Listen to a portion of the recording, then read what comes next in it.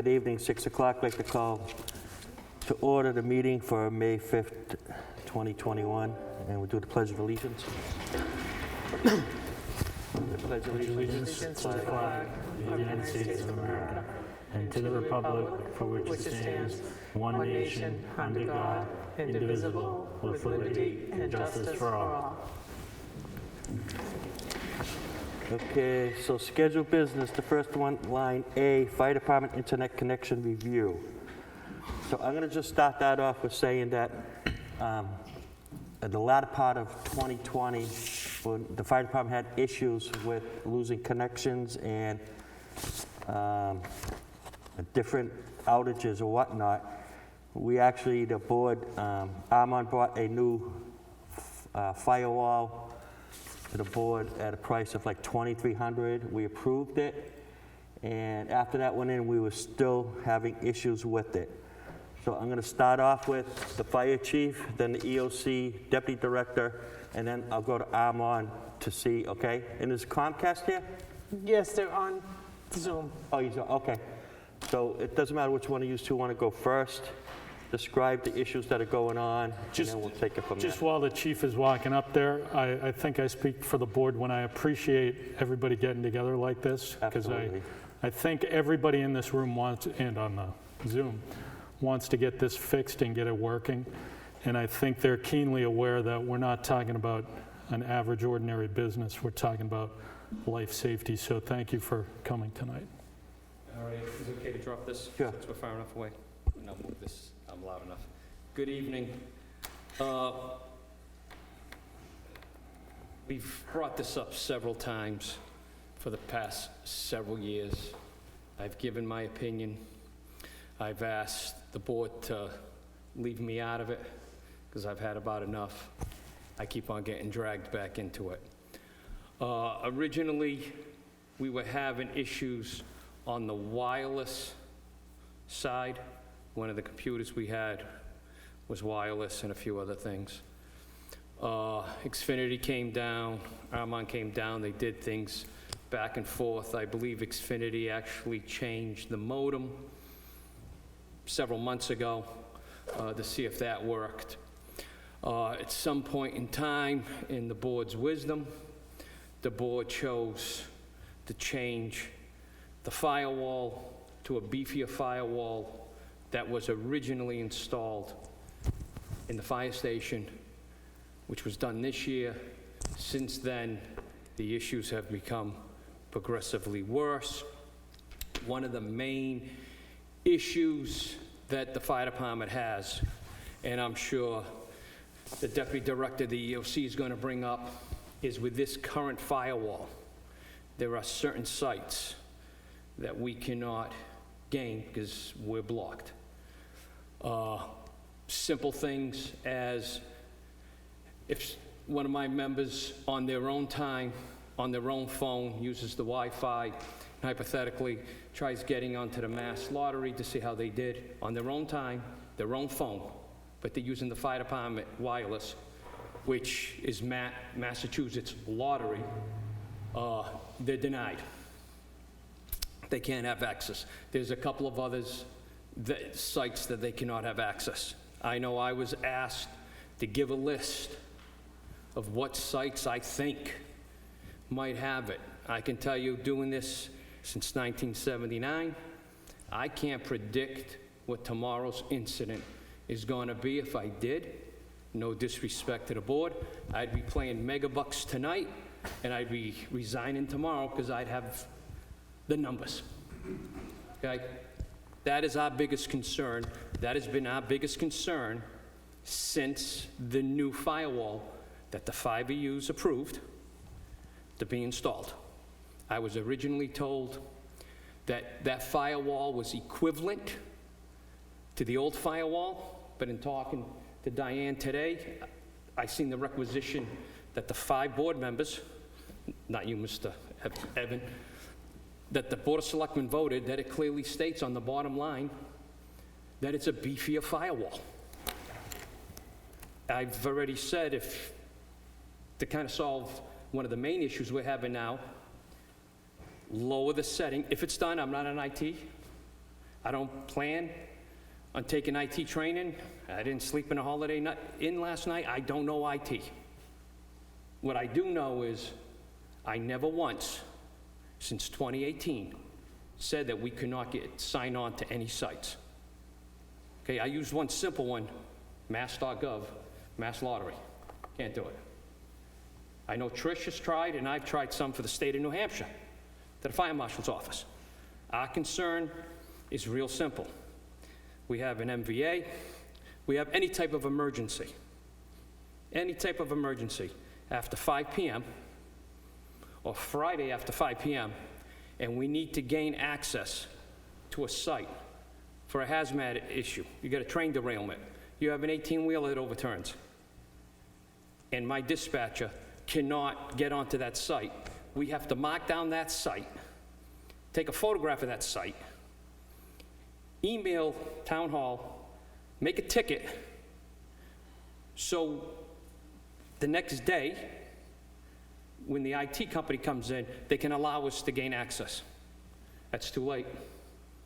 I'm going to stand here today and tell you, I talked to my liaison, I'm going to make a recommendation to get a laptop for the fire trucks, so I don't have to worry about this issue anymore. I will pay out of my budget for the hot spots, for the fire trucks, and that's how the fire department will run. You guys can try to figure out where you're going to get the funds, but I'm not going to lose any more sleep in regards to the Wi-Fi, in regards to the network, in regards to not being able to get access to certain sites. I've asked a million times, is there an issue with the fire department that we had to have NASA's firewall put in, and is that the same firewall settings that are in town hall, library, police station, highway, transfer station, every other place? Because apparently it's only the fire department since 2018. I know I said 2017 last meeting, I apologize. Since 2018, it's the only town department that has had issues. The only thing. And in my opinion, since the board approved the beefier firewall, the issues have gotten worse. So I'm going on vacation at your next meeting. I will be at the June meeting with a requisition. If it has to go out to bid, please let me know, to buy laptops, tough books for the fire apparatus, because it's not going to be on my watch that we need the dispatcher in that fire station needs to gain access, and they're denied. There's no reason for it. I'm sorry, unless I'm missing something. There's no reason for NASA's firewall in that fire station. Okay, I've been to the meetings. I've heard the IT division say it's the internet provider. I've heard the internet provider say it's the IT. This has been going on long enough. I gave you my opinion. You guys denied the laptops. My opinion's going to stand. Get a new IT provider, get a new internet provider, and let's move on before something does happen. Thank you. Chief, wait a minute. You mentioned to me that an individual was doing up a report and it just dropped out. It froze on them. It's happened several times. They were on the New Hampshire State EMS website. It's called the Tempsys. They're doing a medical report that's required within 24 hours of the call, and that was the last time. It froze several times. He actually kept taking a screenshot. Every time he tried rebooting, the time would change, so he kept taking the screenshot. He actually wrote an email, which I forwarded to the board, his email with his photos. Okay, guys have stopped, which is a good thing, I'm sure, for the town. The majority of the members have come off of Wi-Fi on their cell phones, their tablets, their laptops, etc. They're using their own cell minutes. I'm not going to be surprised pretty soon if they're going to ask for us to pay for their cell phone bills, because they're bringing their own laptops in or their own tablets that they pay for their own service to do it, when you have a $1.7 million fire station over there and they can't do it. Now, another thing, you said something about them being toned. I mean, I'm not too familiar with fire departments, but I'm trying. If these guys are toned and some people didn't get toned when it was supposed to happen, is that anything to do with that? I'll give the Reader's Digest version. It's a call fire department, okay? Many years ago, if the town relied, like a lot of call fire departments did before cell phones, on pagers, okay? The pagers were not reliable, because if you turn the right way, you walk into a building, you don't get the tone. What the board, where this town is fortunate, and we thank the Board of Selectmen, we want to make that clear, we thank the Board of Selectmen, is the board has allowed the fire department to have two different contracts. We have a contract with e-dispatch, which is a paging system, comes over your phone via an app, and the I Am Responding, which comes over your phone via app. Both of them are contracts for several years, I think 2-3 years, that the board approved.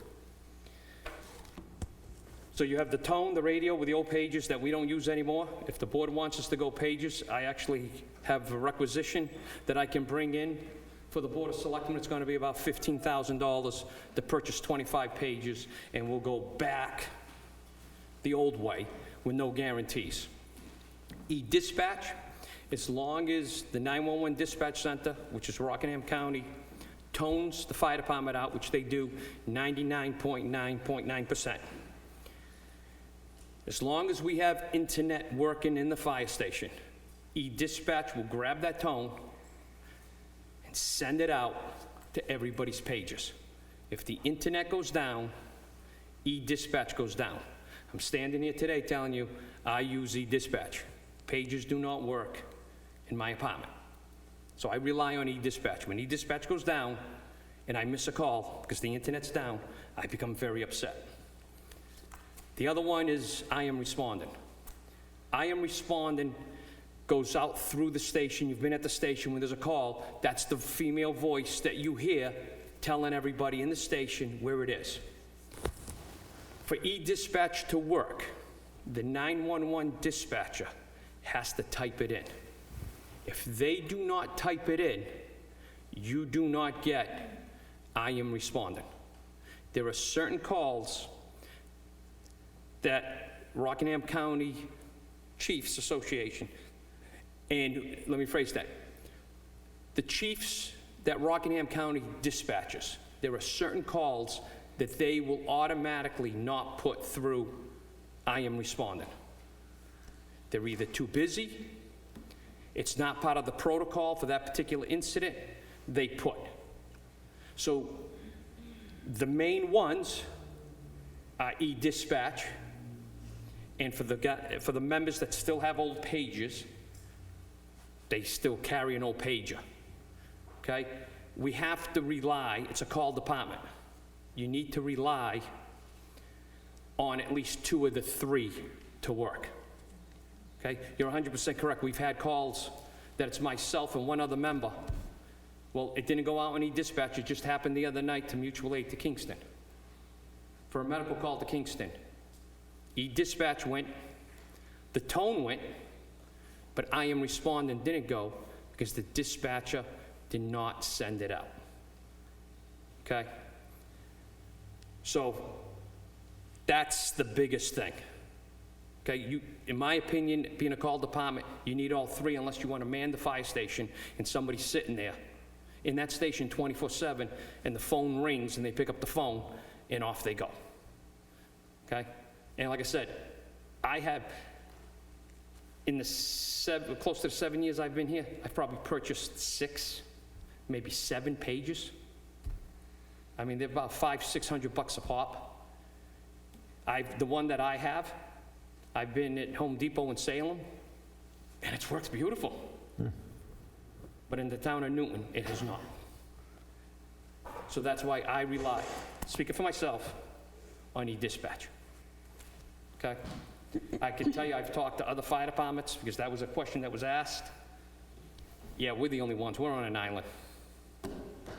You got other departments that are dispatched by Rockingham County and they don't have internet issues. like we have. Okay? I'm not an IT. I've heard both sides. I've been there with both sides come in, and both sides that says, hey, it's not me, it's over there. Okay? So either you guys bring somebody in to figure out whose side it is, or you know my opinion. I stand fast on my opinion. Thank you. Trish? Okay. So he was the good guy, I'm the bad guy. Okay? He said most of what I want to say, but I need to remind everybody that this is life safety. I think Larry and Matt, you both brought that up. Everyone sitting here knows. You guys at the head table and Kate, it's not your responsibility to know what IT does. It's the IT people that's supposed to explain it properly. To us in that department, the bottom line is we have lack of communications that is a life safety issue. The chief already said, no other towns have this. It's like when I started in law enforcement in, well, the dog's age, in 1978, you know, granted, we had paper cups and we had pages, and that's how we survived. Now we've got the internet. Our communication should be 120 times better than it is. Some of the sites that we can't get to, all of a sudden randomly, we're on all these legal calls with the Attorney General's office, with CDC, with Vinnie and VAMS, which is our vaccine clinics, and we're referred to these other sites, and all of a sudden we can't get there. It's great to say, oh yeah, we'll write it all down and do this and take a screenshot. Sometimes we don't have time. I've had times where I've been in the middle of a legal call with the AG's office and had to leave and go home just so I could finish the call. I can't deal with, oh gee, write it down. We've got, again, communication. It's not, and I'm not an IT person. I just know when I need communication, it has to work. It does not matter in the fire department whether it's a hardwired or a laptop that's on Wi-Fi.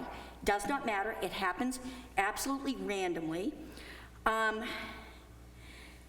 Another example of why it's crucial is sometimes when we're on these sites and CDC refers us to other sites for vaccine information that we absolutely need, and it might be because we're helping a resident and we get blocked.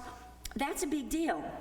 It's gotten worse since January. I don't know what we had back in the old fire station, but I'll tell you, that was 100 times better.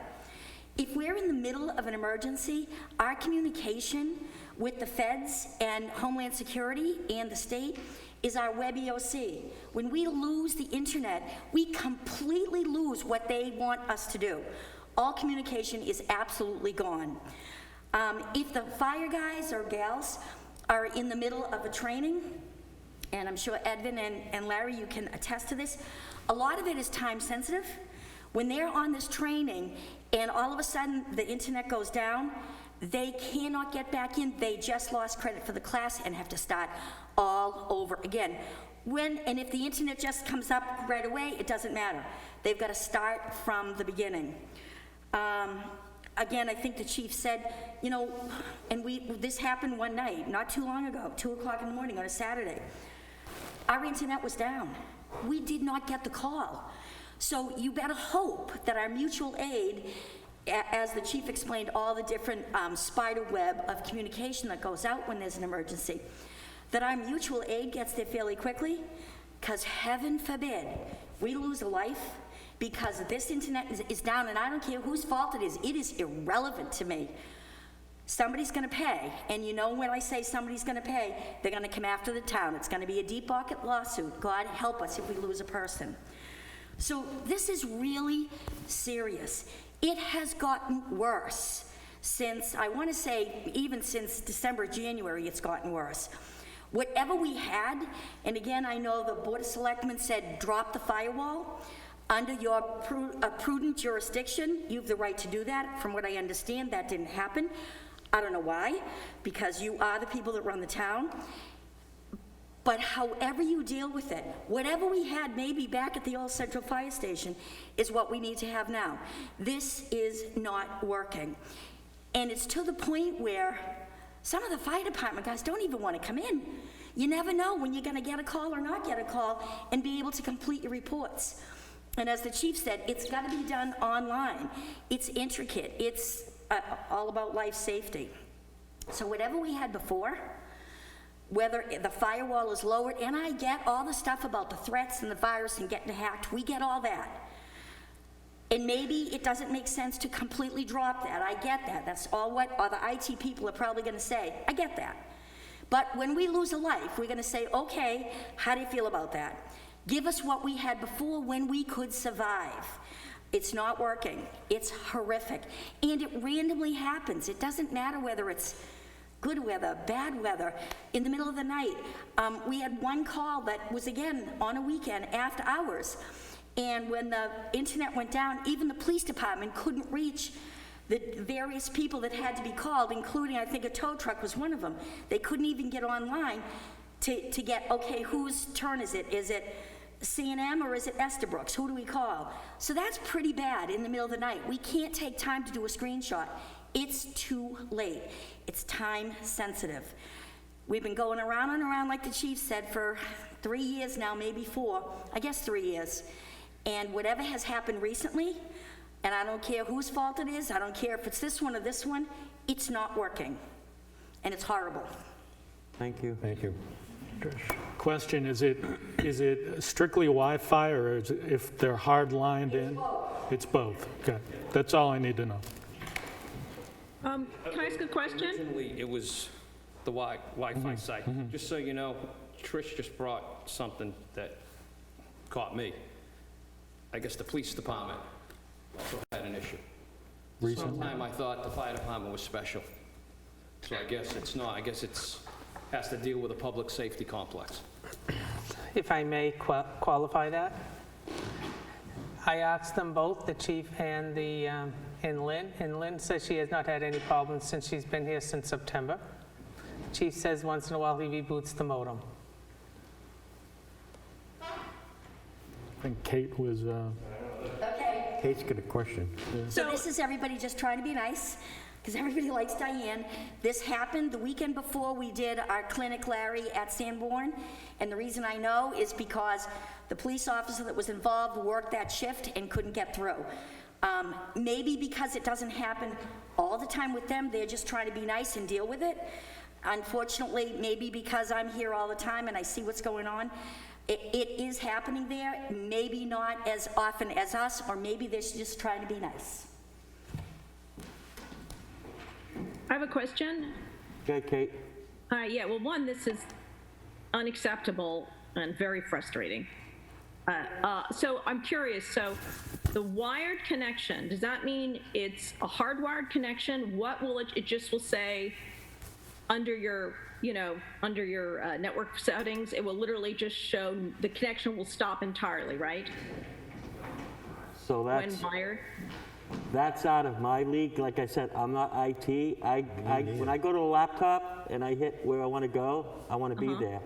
That's as much as my knowledge on Right, IT. and you're all using your personal laptops, right? No, These are the fire department laptops.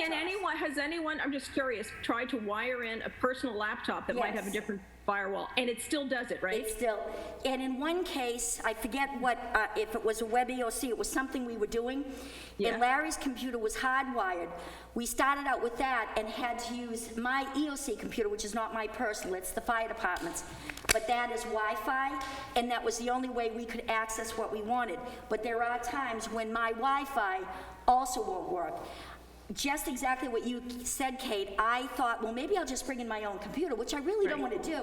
But I did the same thing with my computer, thinking, I don't know, maybe I would have less restrictions, but I still didn't. It didn't matter whether it was my personal computer or the emergency management computer.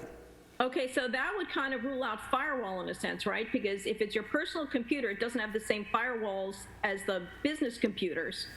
Correct. Is that true, you Although guys? I'm using the network, that's an IT question. If Okay, I'm it's an using the IT Wi-Fi, question. they Okay. must have control over it somehow. But you're using the guest Wi-Fi, which Yeah. I don't know how strict that is compared Okay.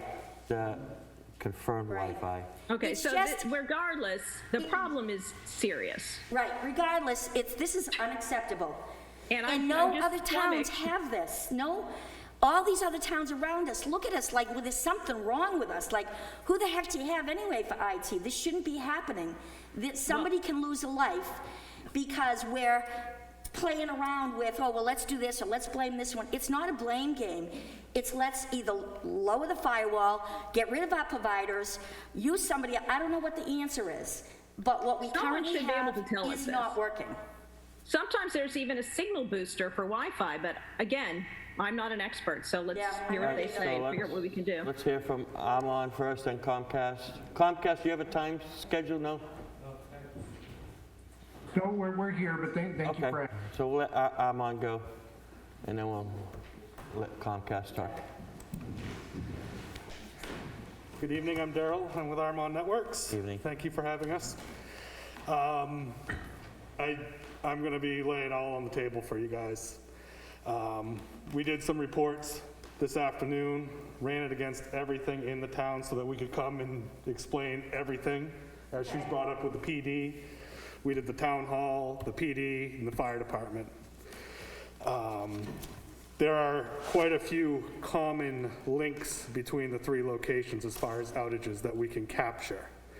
When we're capturing the outages, we're looking at them from a third party in the internet. So it's not coming from just our office, it's coming from two public locations, one being Amazon's Web Services and one's Microsoft Azure. So those are two very prominent names in the game. Their internet doesn't fail. So they're constantly monitoring your public internet addresses from the outside in.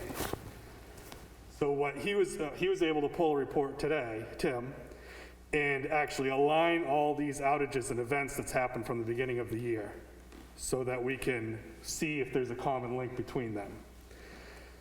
There are, Thank you. from a distance I can show you guys, but the ones in orange are common links between all the locations.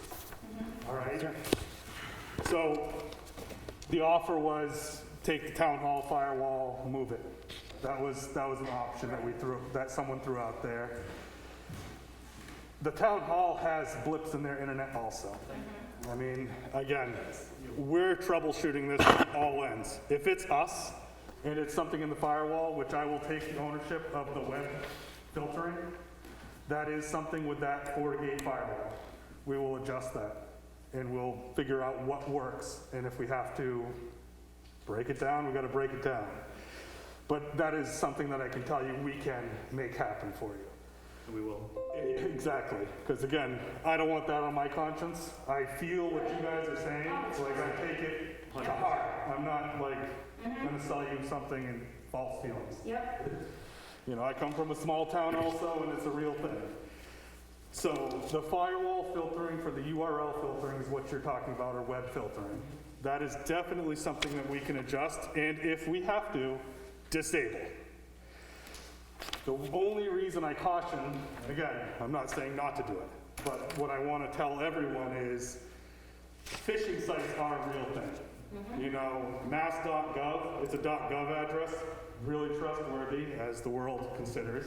.govs are harder to get than a .com.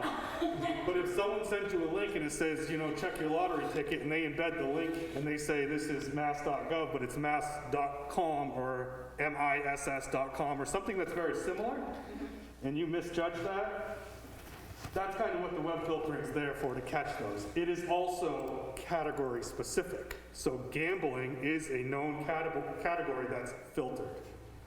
So I understand that on their own time they're allowed to do that.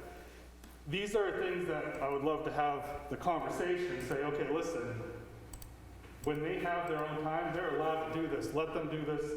And we have a guest network. We open up the guest network, and when they bring their personal devices in that aren't going on the town's network, they can do it. I know you're Aruba Wi-Fi there. I did the firmware upgrade the last time I was on site with you and upgraded all the firmware so that that was taken out of the consideration. That's the Wi-Fi, the switch, the firewall, the old firewall. There's now a new firewall there. But that Aruba has the ability to give you guys a guest network. And with that guest network, we can open the doors. And we won't claim any responsibility for what happens to the devices on it. as you guys assume the risk for that. That's fine. So I'm trying to like bend here and make that part of it something that we can get past. Live with. Right, yeah. Well, I want you to do more than live with it. I want to see a smile. It's a goal, hopefully an obtainable goal, but that's, really what I'm shooting for. The addresses that we're monitoring are what's kind of important here. When I'm looking at this list, the web filtering we'll take care of. And I'll take that upon myself. My name's Daryl. Tie my name to it. Ask for me. Now, that goes from this side because you're going to go and the ones that don't get the ticket. So, Daryl. Yeah, no problem. The outages. What we're seeing as far as the outages go is we're seeing the gateway address fail. Normally, that is a routing issue within the internet or the modem's having a problem. There are two addresses we look at, and this is something you guys have seen in the paperwork. I don't want to beat a dead horse here because we've all had that packet.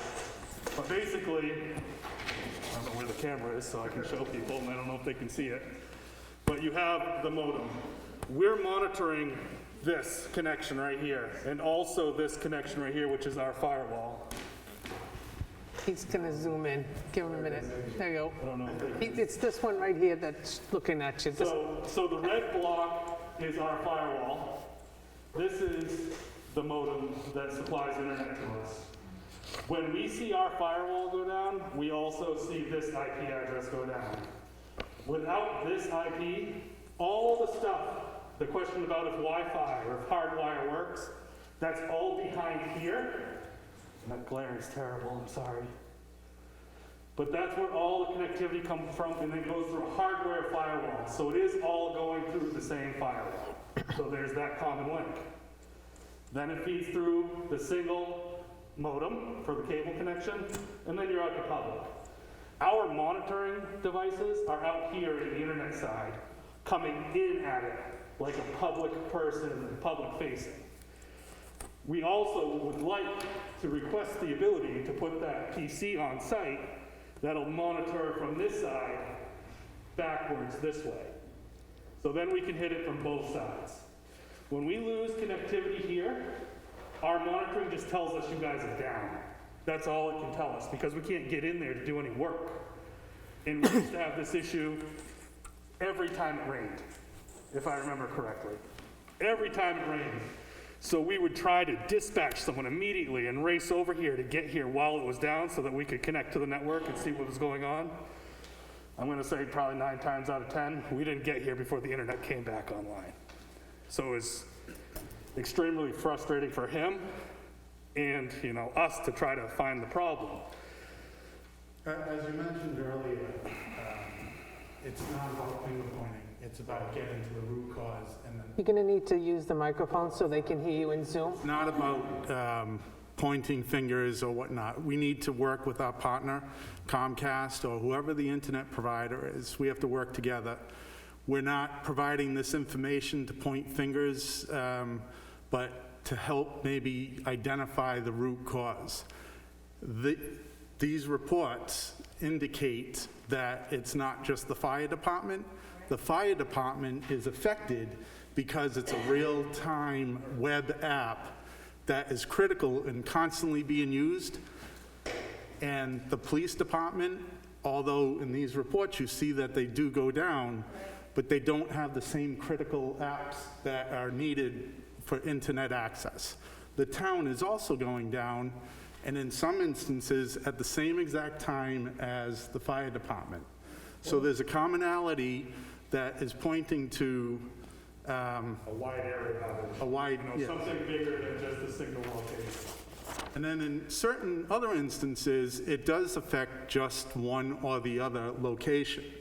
And that's what these tools that we're looking to install at the fire department is going to give us that view to be able to look from within and not just from the outside. So what about the police department? Because they went down 10 times since January. Right. The fire department went down 8 times since January. Obviously, the police department's not telling us when they're going down. They have a real-life heartbeat on that line all the time.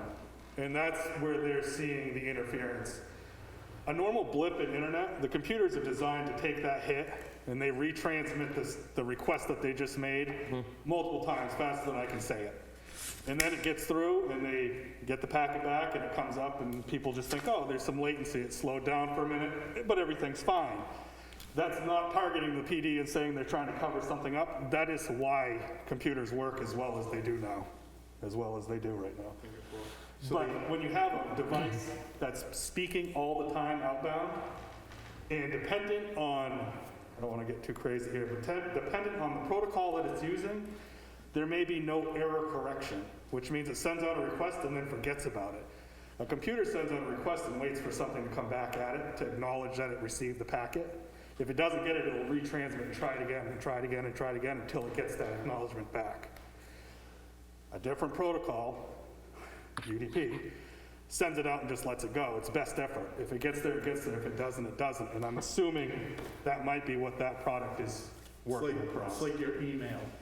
You don't notice that your email service is down, but all of a sudden you get a barrage of emails that come in because the internet came back and all of a sudden your emails are flowing again. So it's on the same idea. You can find it a lot when you're watching video or talking on the phone using an internet connection. When you hear the robotic sound of someone's voice, when you know they're using voice over IP, that's missing packets in a UDP stream. That's the best example I can give you. Garbled video, scrambled video, all of that is basically that happening. You just don't realize that's what's happening. What we'd like to do is share the information that we've collected with Comcast and work together to figure out the root cause and try to, if it's something that's more widespread than what we're seeing. What we ended up doing was just collecting everything as a full entity for the entire town, and it gave us some insight into potential other things that we should be taking a look at. Okay, so why don't we hear from Comcast now? And then the final results will be you guys working with Comcast and just give us an update. Sure. Yeah. All right, good, what's his first name? Brian. Brian, you're on. All right, thank you, folks, and thank you for, I know this was some potential to meet last night, and I appreciate everybody willingness to meet tonight. For the record, my name is Brian Christensen. I do government relations for Comcast. Can you hear him? No, Can you guys all hear me? having a hard time. Might be on our end. Okay. I hear you. You want me to keep speaking? You guys start talking up internally, or how do you want me to proceed here? 1 second, I'm asking him to increase the volume in the room here, okay? Thanks, Diane.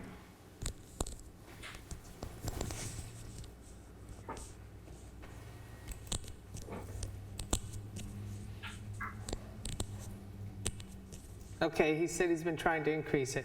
Okay, try it now, Brian? I'll use the Verizon line. Can you hear me now? Okay, try it now. Can you guys hear me now? I guess that's the best we're going to get. Tell him to speak up. Yep, I'll can speak hear him? if I can. So Brian Christensen, Comcast Government Relations. With me on the call tonight is John Gray, one of our sales engineers, and Yvette Coway, our technical operations manager for the area. Diane, you can't hear him. Yeah, I can't hear. Hang on, Ryan. Jamie's checking it. On Zoom, it's perfectly clear. Yeah, Kate. I It's think not it's here. the big room. I'm saying on Zoom, it's totally clear.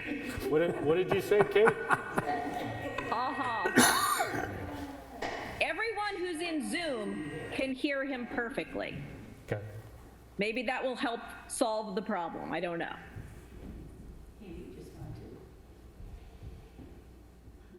John or Yvette, maybe one of you want to make an introduction, see if it's me. Hey, this is John. Can you guys hear me?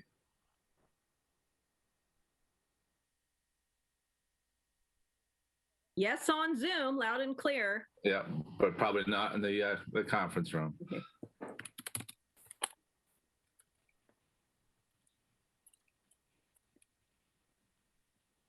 Hi, Brian. Can you guys hear me now? Yes. Oh, yay. All right, so I'll start quickly from the beginning again. Brian Christensen, Government Relations for Comcast.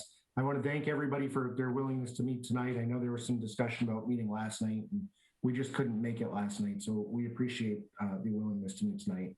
With me on the call is John Gray, our sales engineer, who speaks the technical language that Armand was speaking, and Yvette Coway, who's the technical operations manager for the area.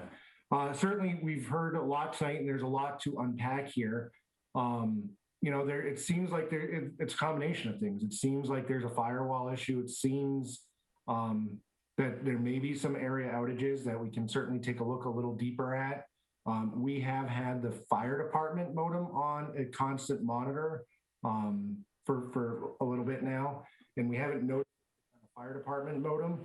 But I'm going to let John actually talk a little bit about the public internet and the outages stuff that Armand was talking about. But the overall arching theme here is, yes, we will absolutely set up a vendor meeting with Armand. We'll be on site and we'll have, some of our more advanced folks there to, I hate to use this term, to drill down and figure this out, but you have our commitment that we'll get this done for you guys. John, you want to add your 2 cents? Absolutely. Thank you, Brian. So yeah, what Armand was saying was pretty much 100% on point as far as describing the issues, the content filtering. I think the net of this is we need to have like a vendor meet on site. There's other things that we want to look at too. Armand, I don't know if you can answer as far as like doing a traffic study, if they're potentially overutilizing the bandwidth and we have to look at bumping up the circuit there. That could emulate that gateway IP address issue in some cases. But without like just listening to what's going on, it doesn't unfortunately solve for the whole problem. I think the clearest way is for Comcast, we'd put a tech out there, we'd have a sales engineer meet with Armand and just look under every rock to see what's going on there, and then listening to the chief too say that's used for the notification system. It's super important to have some sort of redundant backup if that's how the department's getting the messages. So there's some recommendations that we can probably make there too in the event of outages. That's something Armand may be able to do too, as far as like a 3G, 4G failover in an event where Comcast does go down. So, but ideally, it's looking like the circuit is stable from our side, from all reports that Tech Ops has given us. So there's definitely something more going on here. The other thing I would ask is if Armand and or Diane could send me the other sites they monitored to view those outages, that would be helpful. We can put those on active monitoring too, and we can watch those modems in real time and see what's going on with those as well.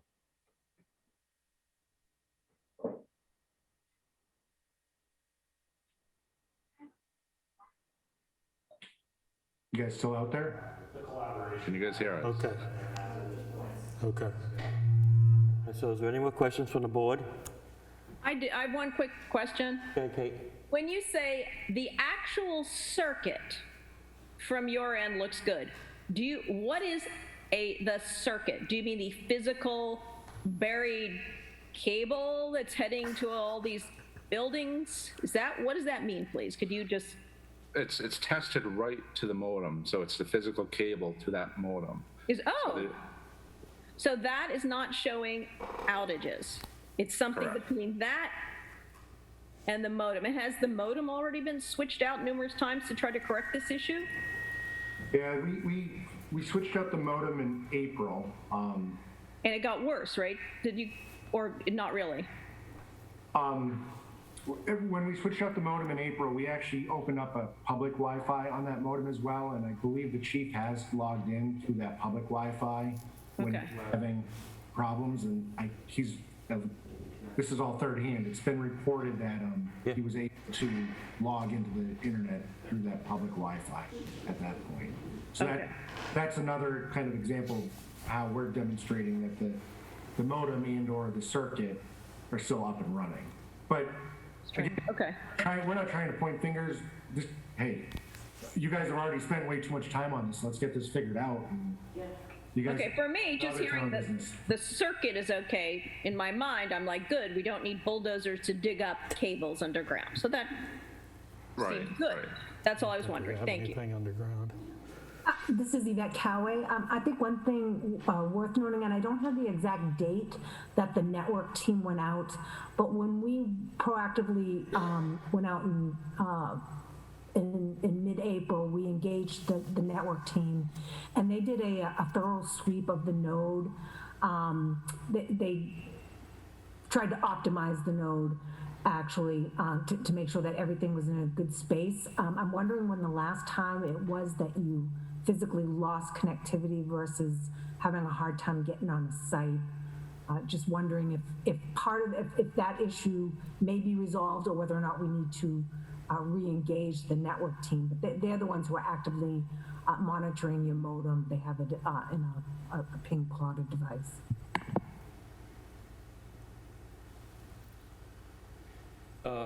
Just a couple of things, Mr. Chair. I want to thank both Armand and Xfinity. I'm sitting there talking to the Deputy Director, Trish. We got a lesson today. We thought we were on an island and it was only the fire department. It's nice to see that our brothers in blue in Town Hall has also been having outages. To touch on Brian's comment, he's 100% correct. They did come down. They did swap out the modem. They did open up the Wi-Fi direct to that modem, and we did have the laptop that I am responding that goes through the station through that modem's Wi-Fi. What happened was, once the new firewall came in, when the tech opened up the wireless side on Xfinity side, he just ratted off what the password was. We put it into the computer, and we figured, well, if it goes out, it goes out. But when the new firewall was put in, we don't have the password, so we cannot connect back into that. So that laptop is back on the regular Wi-Fi. Armand's, I believe it's the guest Wi-Fi. I think everybody that walks in that station is on the guest Wi-Fi. Because we were told at the beginning, do not give out the password to one of the Secure one. the secure network. So, but one half, we got two. We have one that's for guest And one secure. and one is secure. So everybody that comes in with their laptop, including when the EOC has the drills, etc., everybody is going through the guest Wi-Fi. Nobody's going through that secure. I don't even know what's on that secure. But again, I want to touch, I feel, and I'll speak for Trish over there, we both feel 1,000,000 times better today than I did 20 minutes ago, because we never knew this whole time since 2018. It has seemed like it's only been the fire station, but apparently it's not. So I apologize for locking horns with Armand on it, because like I said, I wish we knew this a lot better. Chief, one question. Chief, could you get IM Responding to, when Armand and Xfinity meet, could you contact IM Responding to have them involved as well? So we can, try to see if there's anything on their end, when the outages on their end were, things like that. We can try. All right. Okay, that's an easy one. I think one's in Jersey. Yeah. One's the other Even one. if you can just get them on the phone so Armand and Xfinity could talk to them. We did when e-dispatch went down. E-dispatch is set up, the way we have it set up, is if the system goes down for 30 minutes, at the time, it sent myself a text and one of the deputies a text. Now it sends me a text saying, hey, hello, your system is down for more than 30 minutes. The last time it went down we contacted tech support. They did their thing, Yeah. and they came back and said it was a network issue. And once it comes back on, it sends me a text that you're back online. But that's fine, just, I'm gonna be on vacation the week of the 17th. So if something can be done next week, or when I get back, that's fine. Unless you win the lottery, right? That might be a different. Well, he won't know. So, right, he won't. He won't know. He won't be able to find out, so somebody's gonna have to call him. After this, If you I give guess me- I don't know the numbers. If you give me your tickets to hold, I'll let you know if you win. I just have one question. Like the chief just said, hopefully we can get all the schedules together to get this meeting post haste. I'm sure everybody's going to do the best they can. But chief, if something needs to happen with this board to react to that sooner, I'm sure I speak for the board in saying we don't have to wait 2 weeks to come together. So. No, that's fine. I'm a happy camper. I just wanted to say, and I'm not sure what the young lady's name is that was on the screen here, who wanted to know, after everyone got together, has it happened again? So we did have, Chairman Matt, Selectman Matt, because you asked this question, did we have this collaboration? We did have this before. They came all at the same time. The chief and I were there to try to troubleshoot. And I can't remember if that was March or April, but when that happened, you asked, have we gone down since then? Yes, we have. Both either hardwired or Wi-Fi, it has happened, just so that you know. Brian Okay, so any Christian- more questions for Armon or Xfinity? Brian Christian has his hand up. Yep, so it's more of a question about process, and it's probably directed to Armand. Should I be coordinating with Aaron to set up this meeting? Yes. That was a yes? They said yes, yep. So you're all going to work together? Yep. And then, Yeah, Brian, this is Aaron. I'm the client success manager here for the account with the town of Newton. I'd be happy to facilitate any communication for the next steps on this meeting. That's not a problem. And I think it goes without saying we want Chief Jewett or somebody Correct. Involved as well, right? So if you contact the fire chief or Trish, I'm sure they'll get all those people. Yeah. and you can bring back anything, if you need anything from the board. And I'll also bring the relevant technical expertise from the engineering staff of Armon to that said meeting too, clearly. Okay, thank you. Thank you, Brian. Thank you, members of the Get the board. other guy's name, Joe. Okay.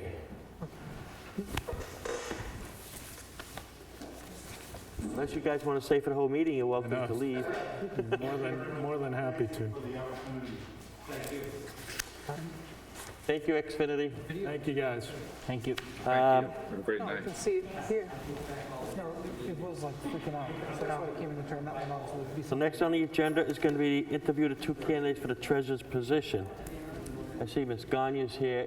Was it Bill Harding? Looks like he's on the Zoom. He's on Zoom. Is he on Zoom? He's on Zoom. Yep. Top Yeah, right. he's right there. How you doing, Bill? Fine, thanks.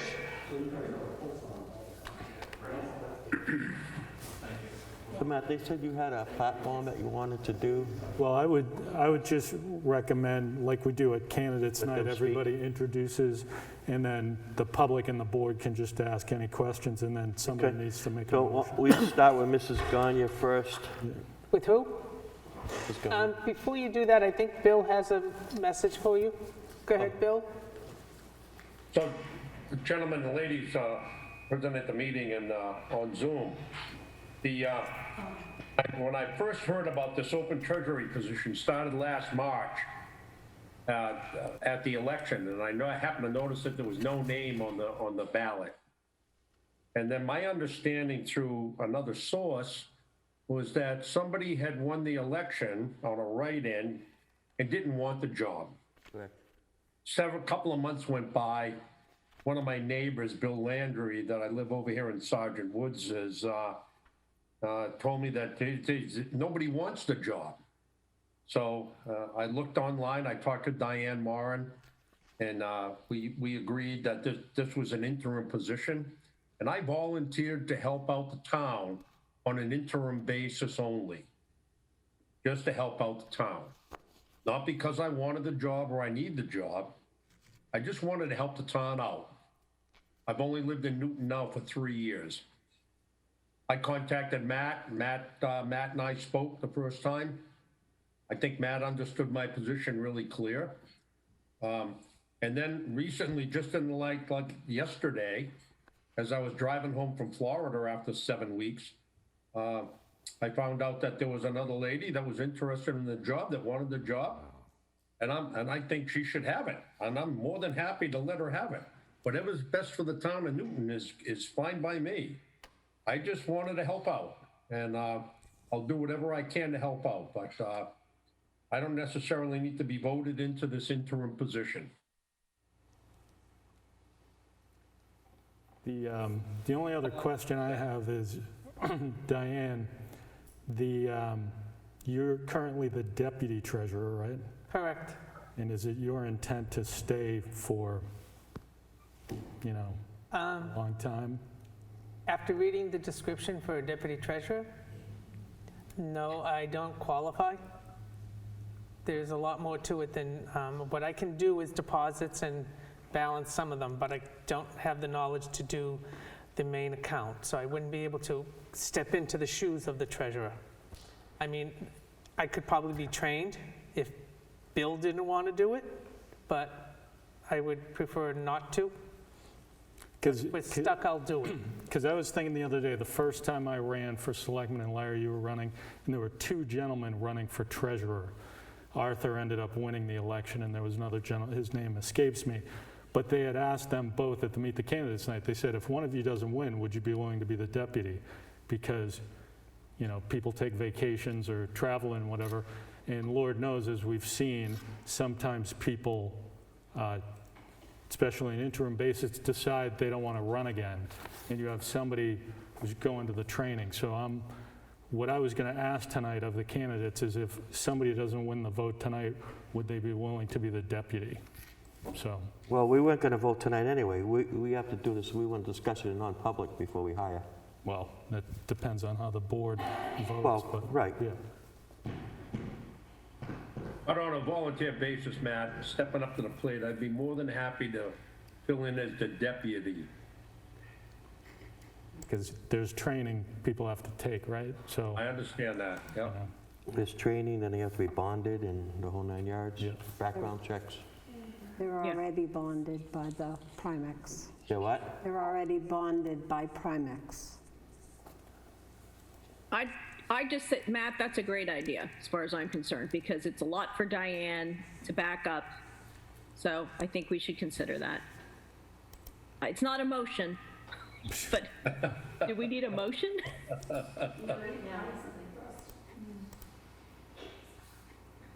But it's interim until the second Tuesday in March, whatever happens. Then there's an election it would be for 2 years, right? Because it'd be to complete the term. So whatever we're doing tonight is an interim basis. The deputy is different than the treasurer. So have we ever in an election had put up on the, for the vote, a deputy treasurer as well? No. We appoint. Normally, the Okay, treasurer selects the deputy. Thank you. So conceivably, whoever's deputy now could get appointed deputy. Yes. And okay, just want to make that clear. If she was so willing to do that. Exactly. Yeah. So, I mean, my thing is, some people showed up here tonight ready to present something. Do we want to let Lisa present what she was going to? Most definitely. Aye. So is Mr. Harding saying he's not interested in it? Have to ask him, I guess. Mr. Harding, is that what you're saying? You're not? Say that again, please. Go ahead. Please, come up to the thing. Mary Jo McCullough. We've been waiting for March to have a treasurer. We have somebody that wants to be a treasurer, has said she wanted to be the treasurer, but you insist on going out to advertise, not once, but twice. 2 people sitting here, Bill, Lisa. Bill does not want the job. No brainer. Can we get our treasurer, have someone a deputy, and move on? We need someone downstairs. 2 months ago, not next week, not 2 weeks from now. You have someone sitting here that wants the job, who said they'll do the job for the rotten amount of money you pay. Why are we even discussing it? Because this process, that's why. I know there's a process, so you have one candidate. No, we You have have one two. candidate. He said he doesn't want it. Well, He said he would wouldn't do take the it if someone else would deputy. do it. Okay, so So we're gonna- I'm just doing this logically. Logically, we need someone downstairs 2 months ago. The paperwork is high, it's building up. Okay, you have 2 people sitting here. Hopefully tonight, once you're done here, you'll go downstairs and you'll make your decision. And tomorrow, we'll have a deputy. A treasurer. A treasurer. Thank you. Maybe both, maybe both. But I think where I was just saying is, do we want to give, no, we're not doing it tonight. do we want to give Lisa the opportunity to speak, even though I realize what Mary Jo's saying, that I think Bill just took himself out of the running, but do we want to, and Lisa, you can say, no, I'm good? I think it's good, especially for the public to hear. Sure. You don't have your mic. We got played. I'm not deciding tonight. We'll take a vote on it, that's all. Hi, my name's Lisa Gagner. I am a Newton resident, and I've expressed interest in the interim treasurer position. I reviewed the qualifications that were posted for this position, and I would like to respond with how my experience matches what those qualifications were. One was have a background in accounting practices and reporting.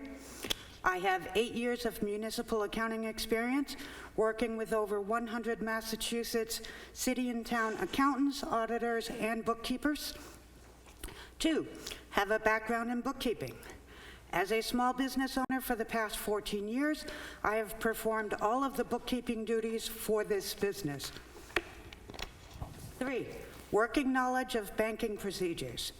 I have over 5 years' experience working for banks such as Arlington Trust Company and Washington Savings Bank, in various positions, including as an operations clerk, which involves the general ledger and the check writing and the balancing of books. Number 4, working knowledge of office software applications. I am well-versed in many accounting software applications, as well as the Microsoft Office suite, including Excel and Word, which is used primarily by treasurers. Number 5, able to work with other departments in a timely manner.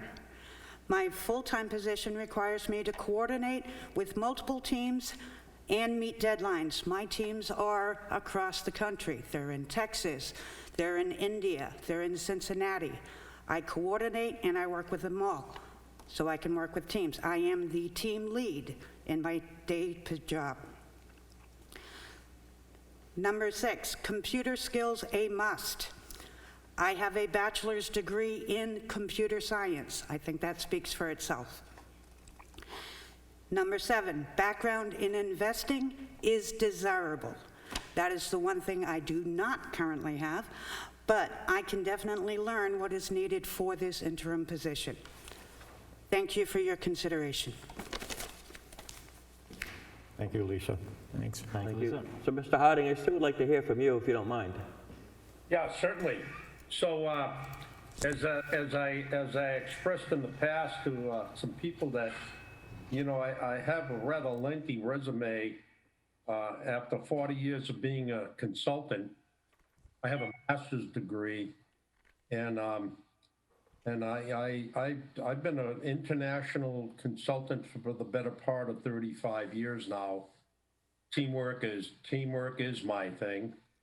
I know how to read balance sheets and income statements. My first degree was in accounting. That seems like many eons ago now, but I don't have, other than balancing my checkbook and balancing my other accounts that I have and doing all of my own investments and things. You know, my experience, I think, doesn't even come close to paralleling with Lisa's experience. But I'd be more than happy to and willing to work with Lisa in the deputy role and do anything I can do to help the town of Newton. Thank you. Thank you. Thank you, Bill. Does the board have any more questions? Any residents have any questions? That's part of the whole reason for doing this, is for the residents to Kim? ask questions of the candidates too. Kim Hughes, I'm the bookkeeper for the town. For each, I'd just be curious as to what your availability is during the week, and since it is an interim position and we're already into May, I think we've balanced out all of the accounts through January, so there's a little bit of backlog, and would you be able to put in additional time to catch us all up to date? Was that towards me? Yeah, that's what you, Bill. Yeah, I'm sorry, I'm retired. I got nothing to do and all day to do it. You know, that's my life. I mean, literally, I only volunteered on an interim basis to help the town out because I got nothing else to do anyhow. So, yeah, that to me, that's not an issue. Excuse me, are you in New Hampshire for the next, like, are you here all year, or do you commute to Florida? How does it work?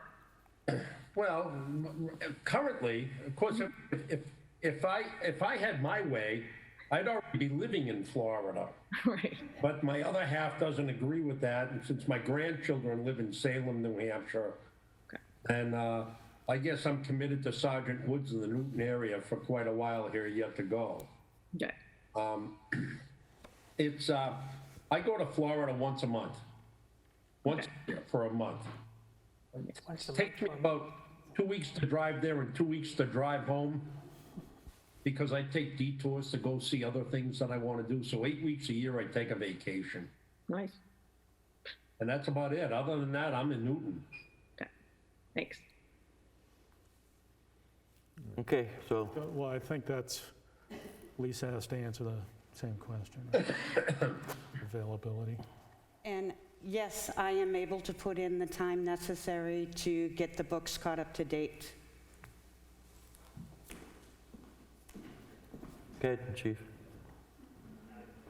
I'm going to be extremely quick. I want to thank the board. You had the two candidates for allowing them to speak and not postpone it. That's all. Just want to thank you guys.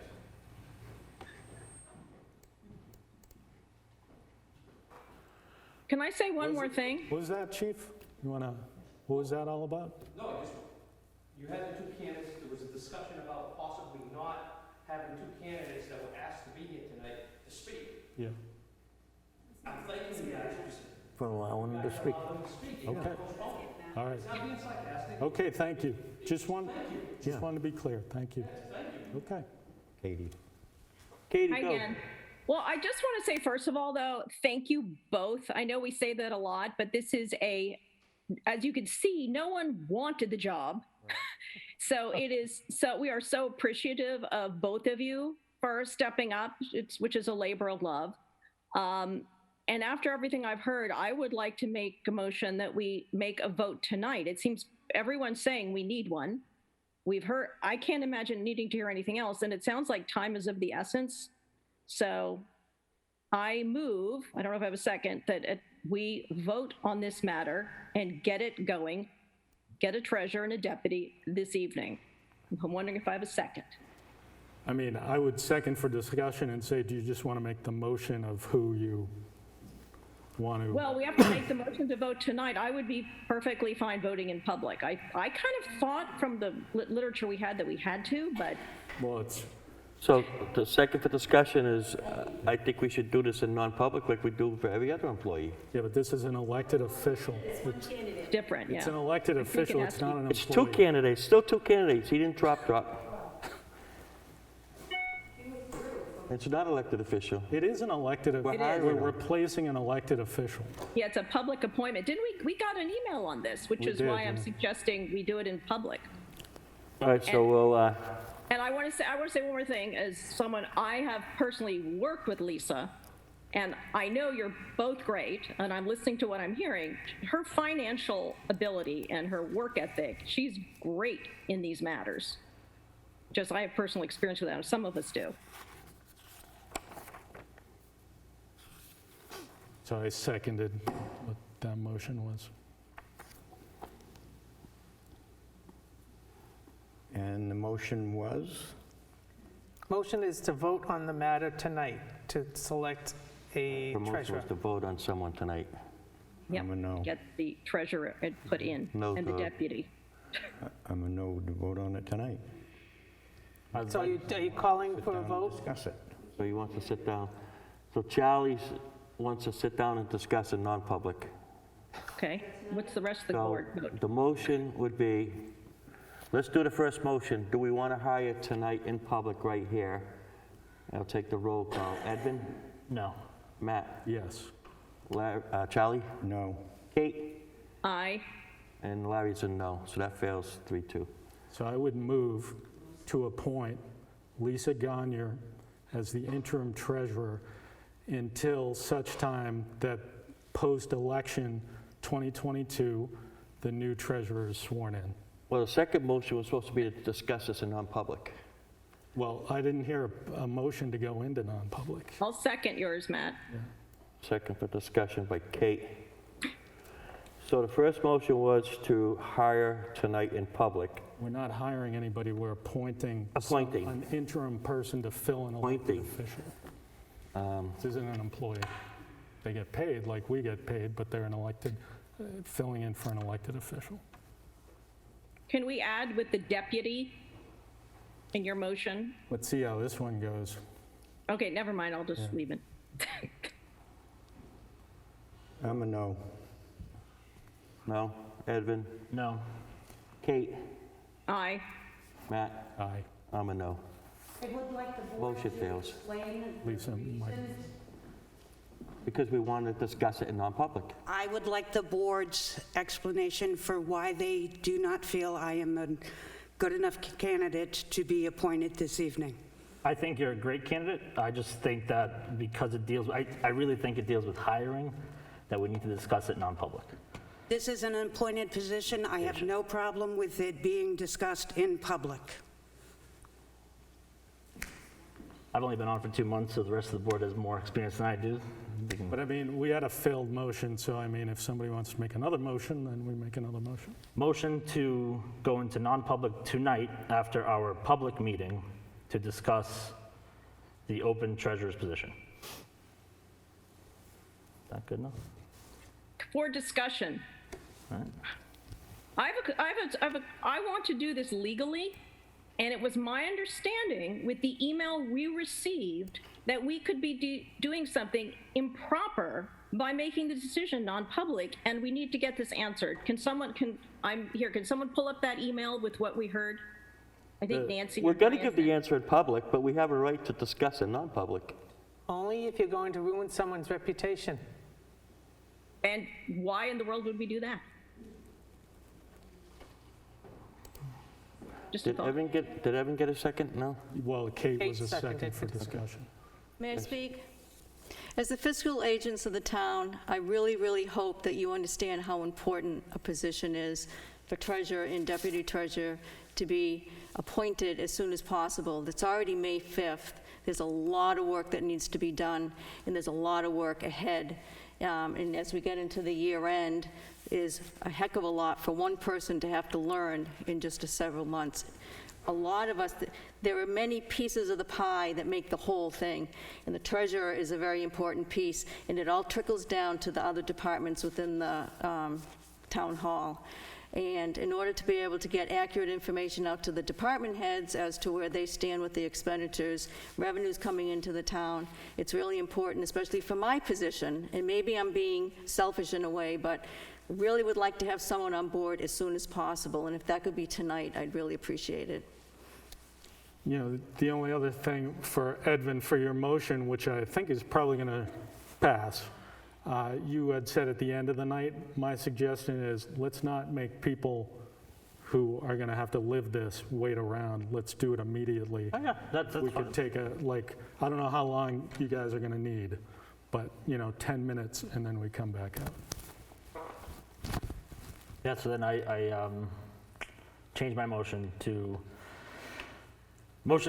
go into non-public Wait, you're not going into non-public? We're going to go into non-public right now instead of the end of the night, so everybody can. So you're rescinding your motion? We Yes, have I'm 10 rescinding my minutes to motion. non-public, and we'll be back. Do we have another motion on the table?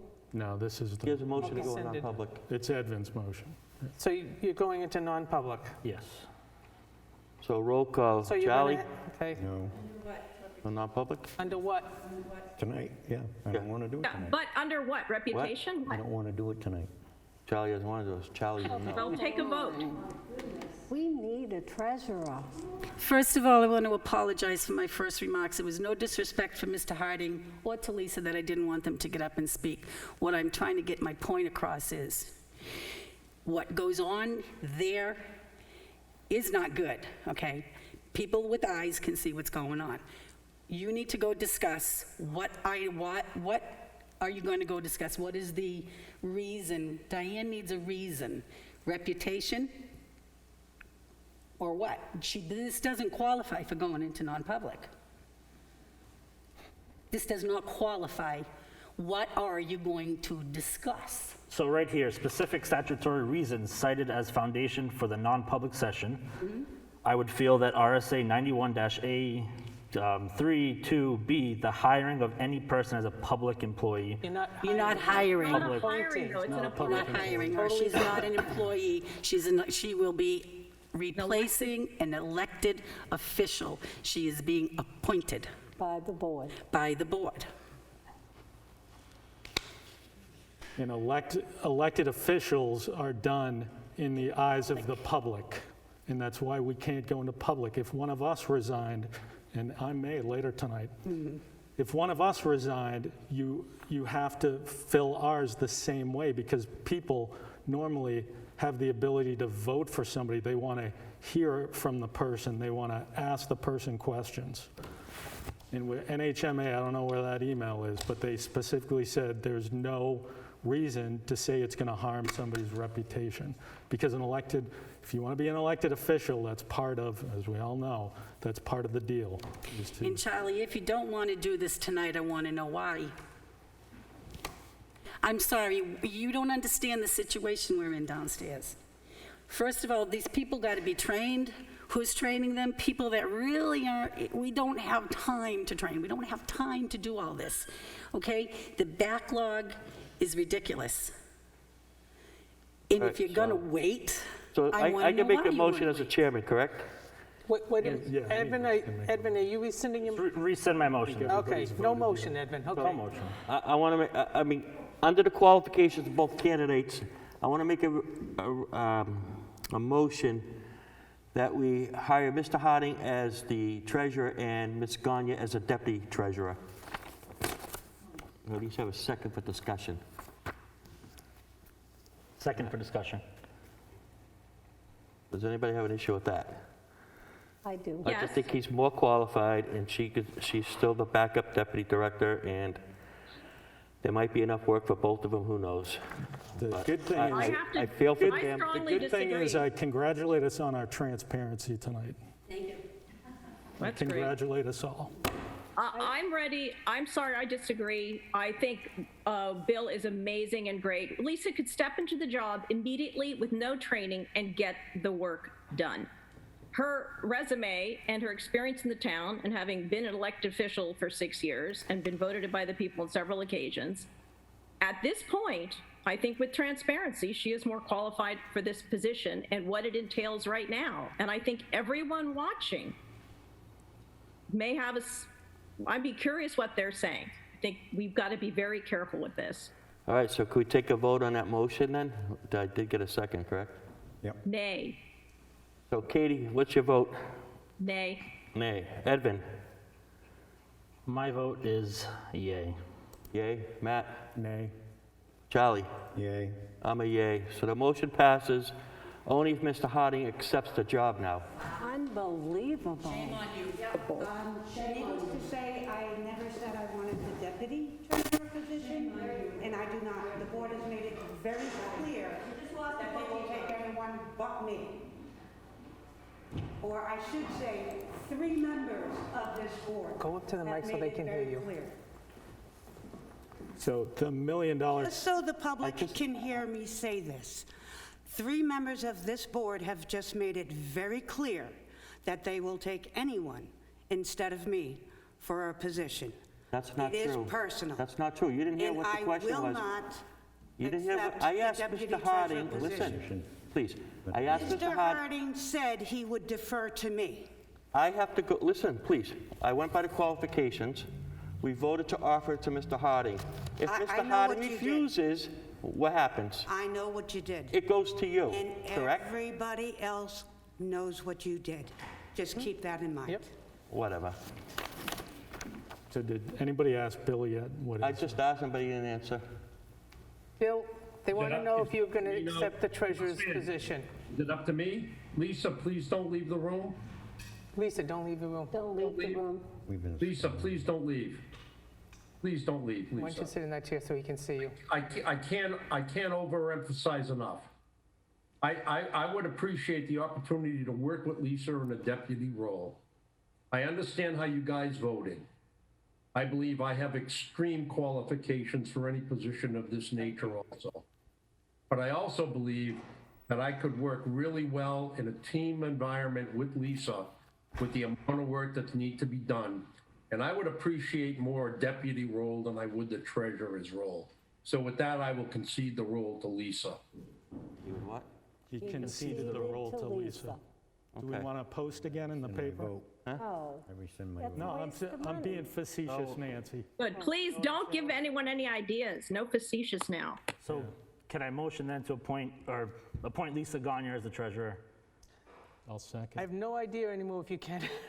Well, no, he just said he doesn't want it He received. 100%, so To ask her first if she still wants the job, knowing that Ms. you Gagne, don't want her. you still like the job? I second the motion. Listen, sports fans, I'm not a politician, okay? And all of this terminology don't mean a lot to me, okay? I've gone into organizations around the world unknown what I was walking into for 40 years and had complete success. I can walk into no matter what the situation is, and I can handle it better than most people can. But I understand, and listening to all the conversations that were transpiring, I think there are certain qualifications that Lisa brings to the table that I do not specifically have in a town environment. And I would look forward to learning from Lisa and the rest of you people so that I can come up to speed rather quickly in case something should happen and I had to fill into the role of the treasurer. So Evan, what was your motion? My motion is to appoint, is that the word? Yes. Yeah, appoint Lisa Gagne as our treasurer for a term of until March. Yeah, Just till correct? Second, All right. seconded by Kate. I would just like to thank Mr. Harding for those words. I do appreciate them, and if appointed, I also would look forward to working with you as the deputy.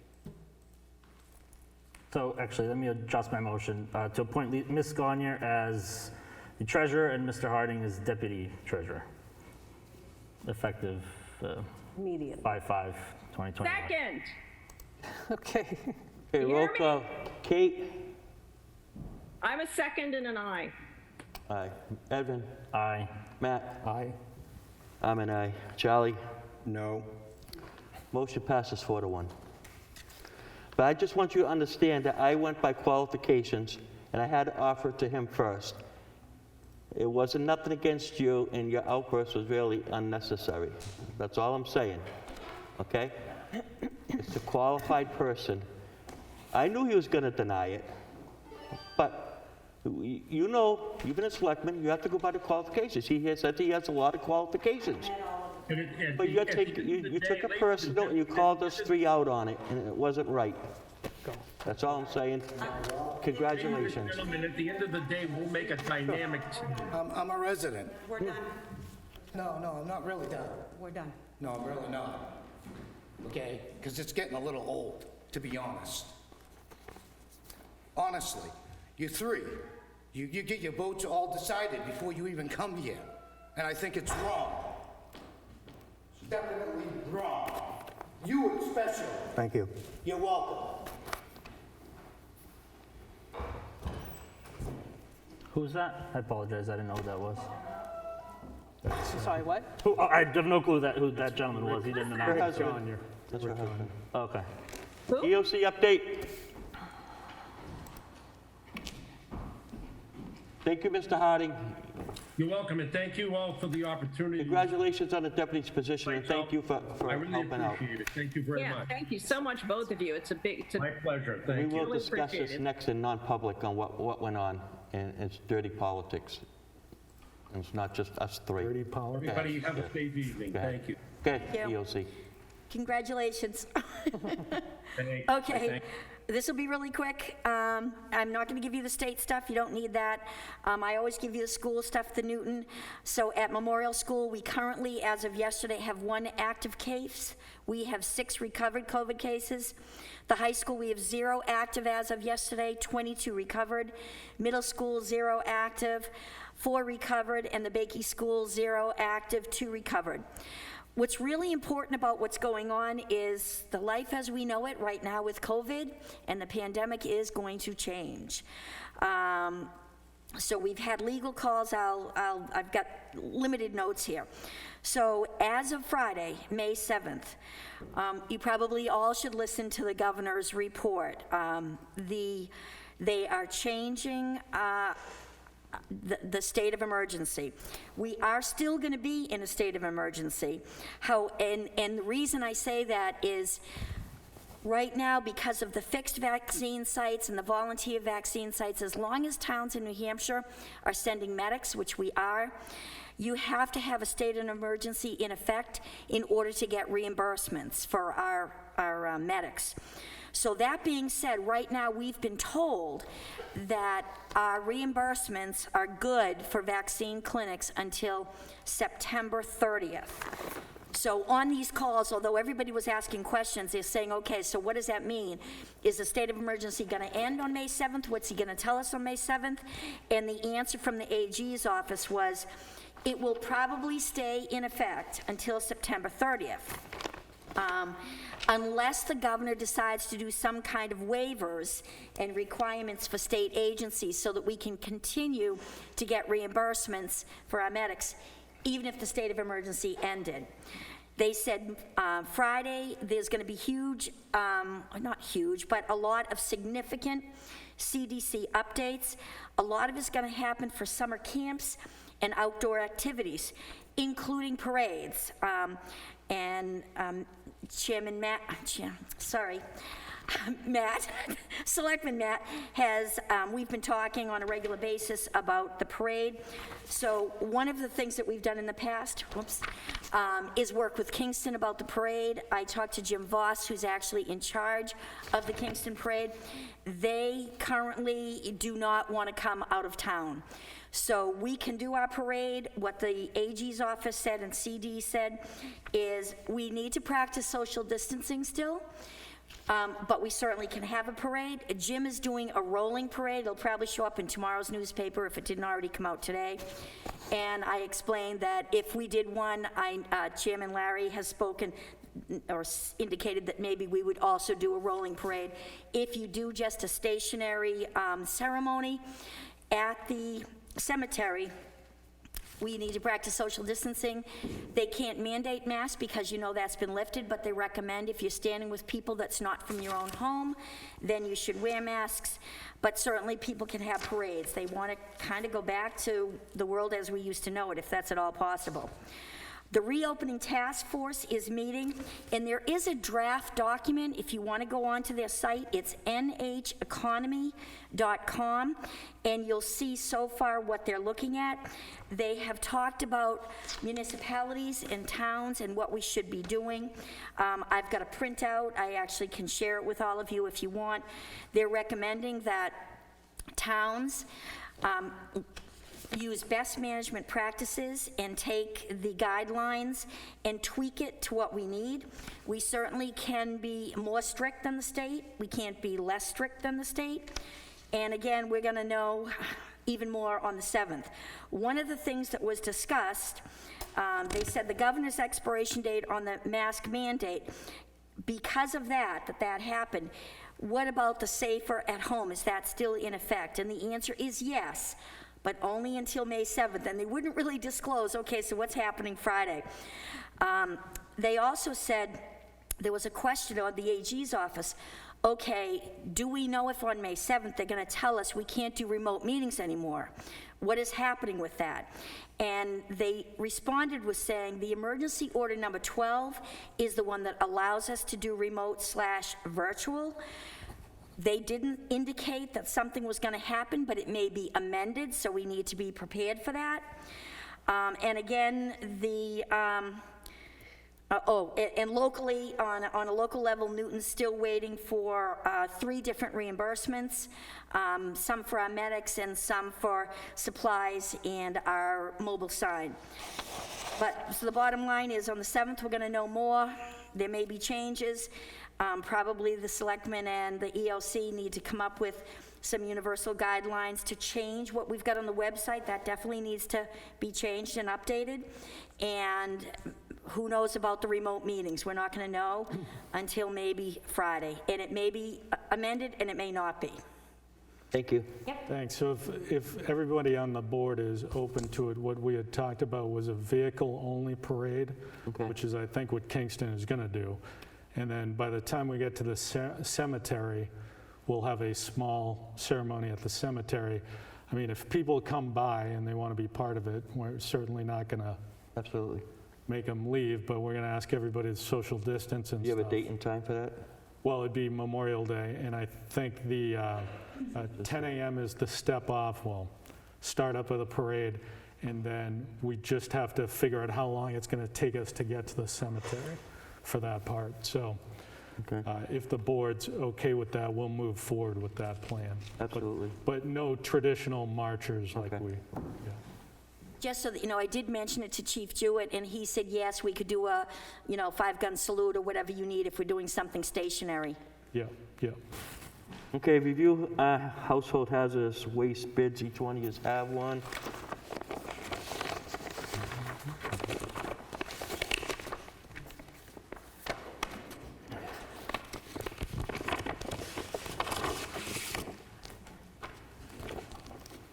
So Pete was going to be here, but he told me at like 5 o'clock that he wasn't able to make it. He's recommending Care Environment. They're the same people that have been doing it. Who's Peter recommending? Care Environment, Environmental Services. Do we have a what is that sheet you had, Charlie? spreadsheet? Yeah, we do. It's in the folder. Yeah, it's in the folder. There it is. He's recommending Care Envy, you said? Care Environmental Services. Yeah, they're the ones that, for 19,000 and some change. Yeah, Care Envy, okay. So those numbers are just, my best Basic. guess. I know, I understand that. So we used them in the past, right? What? We had no issues. We used them in the past. That's correct.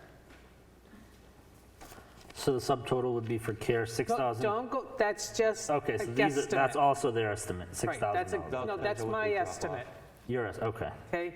Last time it was over $26,000. okay. So I just took, what we collected in 2019 Yep. and kind of took figures and said, okay, well, if they're going to charge us this is what we'd pay for one. So that's kind of like what I did. And Thank you for that. Edmund, Yep. Trade B, they're looking for an additional 12%. Yeah, 12%. Which is another $3,205. Okay. Added on to that 26. And that's basic. So if there's more brought in than what the first one's, it's going to be a lot more. Kate, do you have any questions on the quotes? You're muted. You're muted. There we go, got the button. I just wish Pete was here. Does he have any statement as to why he wants that company? Does the liaison know, do we know? I'm going to say that he was Anyone probably know? happy with them. Okay, just checking, because I think isn't that the one that's 12%? We've used them in the past. Okay, good, I just want the public, I wish, And it's the I thought I heard Charlie say they're more expensive, that's why I got confused suddenly. I was looking at the he's the sheet. cheapest, Katie. Thank you, because I have the sheet, but it doesn't give like a So we real need a estimate motion what on we're that? looking at We should. coming forward. Oh, sorry, did you want to say something? No. Oh, motion to accept the bid from Care Environmental Corp. For Hazardous Waste Day. Second. Second by Charlie. Any discussion? So we don't have a total Only what Diane gave as an estimate is Right. the case. Yeah, Right, it's- we understand we're working on that. Right, we understand it. You're not going to get a total until actually that day, right? Correct. Say that again, Right. Larry? You're not going to get an exact total until that No, day. but maybe if we don't have a total, we should say not to exceed. I Not to think exceed we- like 25? Yeah, because that's what the Can you warrant add that to article your- was. So added to my motion.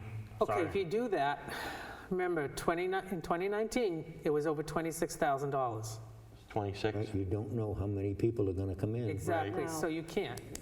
You just, It's almost open not to exceed 35,000. Yeah, I think that's a fair amount.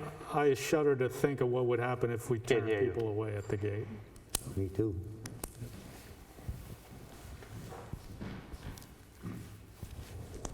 Was that advertised? yes. Want to make sure we're all going to play in the same playing field. Okay. So not to exceed, make it 35,000. So what That seems happened fair. last year, and you don't have to do that, if it goes over the warrant article amount, the rest comes out of his budget. So Okay. it's covered anyway, but up it to 30. I think, I wrote 30, yeah. I think 35 would just be on the safe side, but Okay, so what we'll do is we'll say 25,000 from the warrant article and 5,000 from his budget. all right. Does that work for everybody? Katie, you still go, who seconded it? Katie? You still go with the second? I second it. Charlie? Okay. Katie, how do you vote? Aye. Edvin? Aye. Matt? Aye.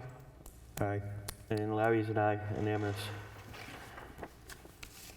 Okay, E, communications between town administration department heads. I don't know who put this on. It's your email that you sent out, Larry. Okay, so the reason I sent that email out was, Do you want to read the email? yeah, from this day on, no one from town hall administration will be allowed to talk to department heads. There's too much confusion between Board of Selectmen, Secretary, Town Administrator, and department heads. If you have issues with department heads, go to the liaisons, and that'll be that. So it came up at the last meeting. So did we vote on that email? Did I miss a meeting?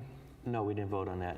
Okay, so that's my I question. should have wrote it as a suggestion for the Exactly, chair. okay, perfect. Okay. But we take the exhaust fan that we sat here, we voted for it passed. Nothing was mentioned about money. The fire chief went to order it, and then I get told he can't order it, there's no money in the budget yet.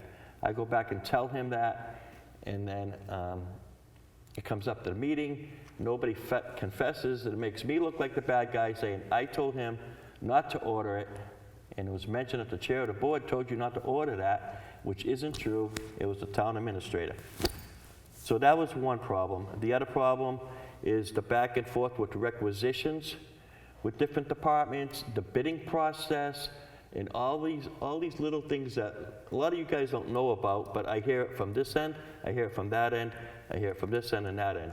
So until we had this meeting, I said, if you have an issue with the department head, go to the liaison until we have our meeting to straighten this out. So, do you have any issues? As far as dealing with the fire department, as far as ordering stuff, like the latest issue that came up now is on the agenda tonight with the cardiac monitor. You're telling the guy that he has to go out for, he got 3 quotes, but he has to go out for a sealed bid and has to go in the paper. what I said was, this is the selectmen's policy.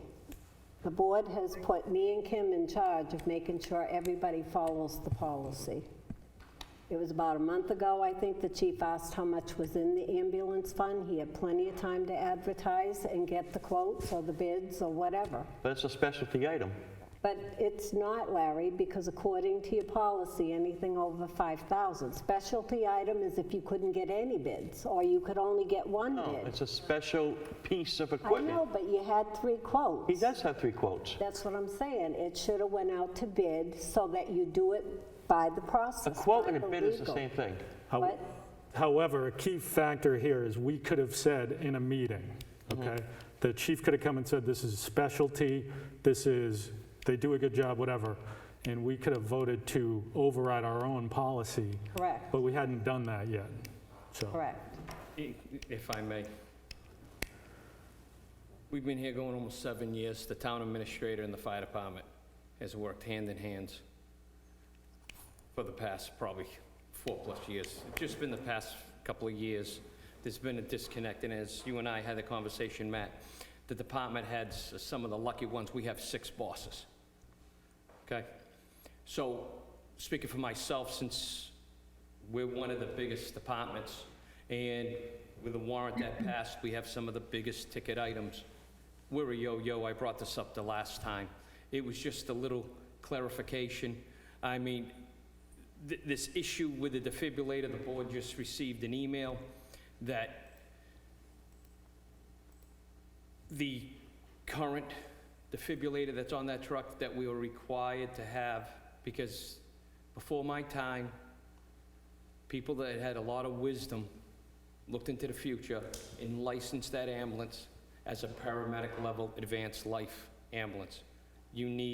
That's part of the equipment that has to be on it, okay? That equipment is outdated, it's not working. For the past several months, the EMS coordinator that was hired by the Board of Selectmen has brought different defibrillators in to try. So we've been using demo models to put a Band-Aid on a major issue, okay? The EMS coordinator, forgive me, asked me, what does he need? I says, you need a requisition. If you go back, I probably didn't do requisitions in the past, but it's the board's prerogative. Now we do requisitions. He did a requisition, okay? It was brought, there was a little confusion at the time of the requisition. Do I take it to my liaison or do I take it to the town administrator? In the past, I've taken it to the town administrator, so I took it to the town administrator. I hope I didn't upset my liaison because some of us are walking on eggshells. Nancy's 100% correct. She sent it back. The board did a vote, $5,000. We didn't look at it as it had to go out and be advertised because it's almost an emergency procurement. You don't purchase it, you lose your paramedic license. On that ambulance, we go back to a basic license until it gets figured out. The EMS coordinator contacted all the manufacturers that he did the quotes with. He worked out the deal for what you see.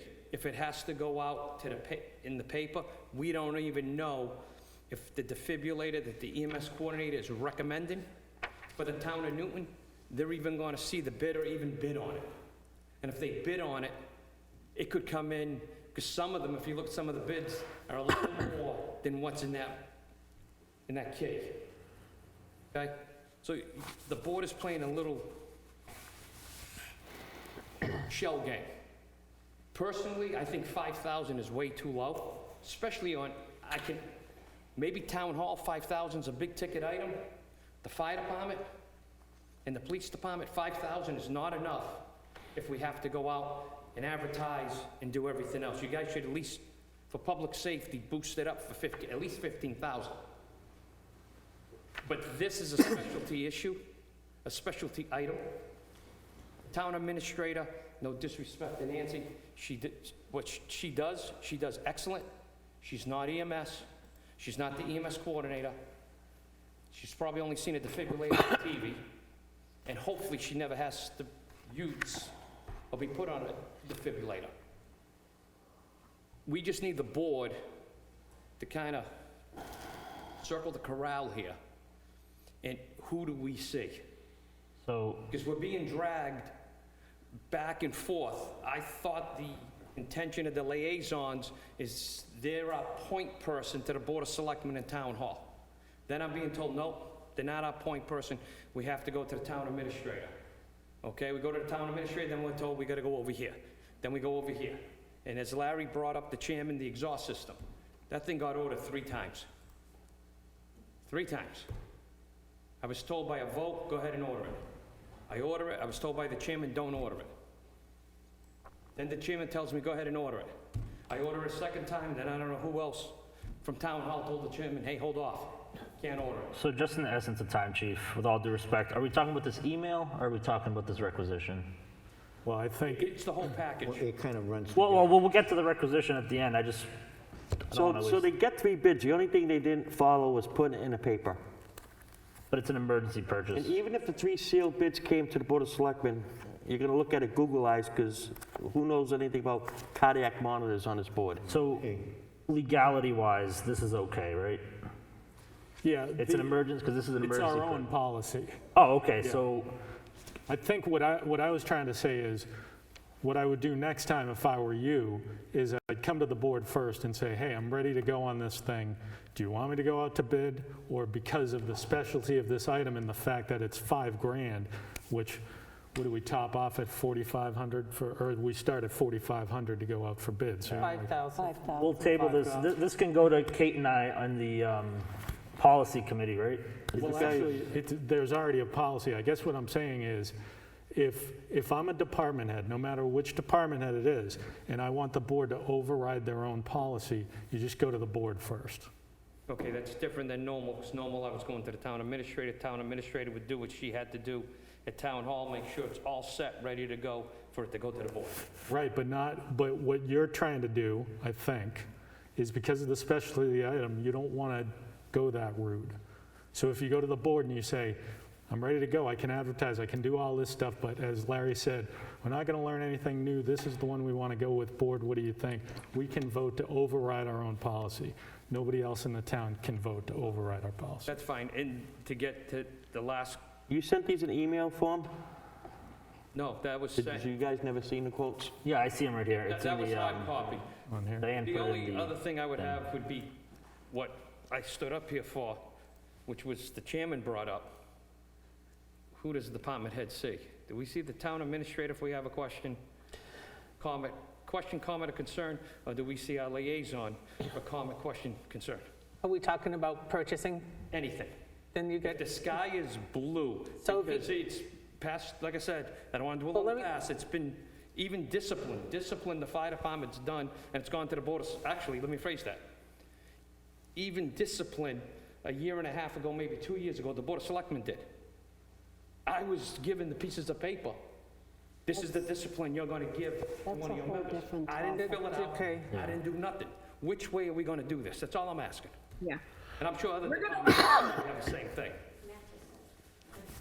Edvin and I are going to work on that, right, Edvin? yes, yep, it's on my list of. Policy, So, to yeah. make it very clear. We do understand, though, this is, since it's an emergency item, I think might help. Yeah, but at least he's, for now that with he just emergency items, shifted, follow Matt. Kate, he just shifted to a different question. Nothing about the requisition. All right, I'm just talking about helping I understand that just for think, emergency items, do let's- what Matt Earl said. God, please, let's do what makes sense. And to send out an email to say, department heads, stop talking to the town hall, it doesn't make sense, is my issue. Yeah, I understand. Our job is to help. That's what we're doing. The board only meets every 2 weeks. It wasn't brought to me as being an emergency item. I had no facts. I didn't know where the money was coming from. There was on a requisition that said not to exceed $500, and it was for $35,000. Well, and that's my whole point. You had issues, he had issues, and I said, well, go to the one person. And that's why I did the kind email. It wasn't being aggressive or anything else. I was trying to bring to their attention the policy. If the board doesn't want me to deal with it, just tell me. I'll stay out of it. I want to make it perfect. But you have to vote on where the money's coming from. That's a revolving fund. They don't get to just say it's coming from that account. How much money do we You guys have have? to vote that. But we're not talking about this, we're talking about this email thing, just. I want to make it perfectly clear. Town administrator, Nancy, did zero wrong. She did her job. I'm doing my job. I want to make that clear. I don't want nobody to think that she did her job. It went to her. She found it. She's 100% correct. I grabbed the wrong requisition. The bottom said not to exceed 500. I turned another one in that said the exact same thing. It was in the wrong spot. That's fine. I honestly forgot about your $5,000 thing, 'cause I thought 5,000 was 3 written quotes. And again, in my mind, it's an emergency procurement. We need it. So I didn't even think of that. But I want to make sure that town administrator did her job. I enjoy working with Nance. I don't have a problem working with Nance. It's just, like I said, there's a little confusion back and forth, at least in my world. So now you need a vote to say where the money's coming from? Yeah, it's coming from, he wants to take it from the ambulance account. You guys handle that. Only you can vote to take the money from that Want to account. wait for requisitions when it's on, you want to do the fire warden thing, then It's on that list, Yeah, right? at the it's on end. the list, okay. I'm just Fire trying- warden invoice. So what are you doing with that, Larry? Which one? Huh? The requisition. What do you- Everyone wants to wait till we get to it. Yeah, it's on the bottom of the, Oh, yeah, okay. I just want to try to speed it Okay, up. And Okay. All right, where's the fire warden invoice? So can we just close out this item for the communications? As I take it, things are going to remain status quo. In other words, they can talk to us and we can talk to them. Yeah, if I hear any more moaning and groaning, it's, Okay? Then you'll All right. come to the board, right? well, that's why we have the liaisons. We're trying to work together. No, but I mean, It's what just- you, it's just- essentially what you did is you sent an email, you created a new policy without talking to the board. Because Is I'm what you tired of the bickering and the lying that's going on. Right, well then come to the board and we can talk about it. Okay.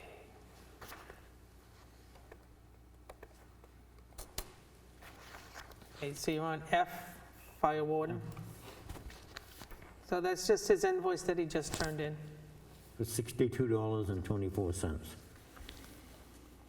So we need a motion, and I I'll make think a all of them motion have to to sign it. approve the $62.24 for the fire warden. I'll second. Second by Edvin, any discussion? Kate? Ready to vote. Edvin? Aye. Matt? Aye. Charlie? Aye. Larry, aye, unanimous. Aye, yeah. G, license to sell pistols and revolvers. So you had asked that you get, if you needed inspections.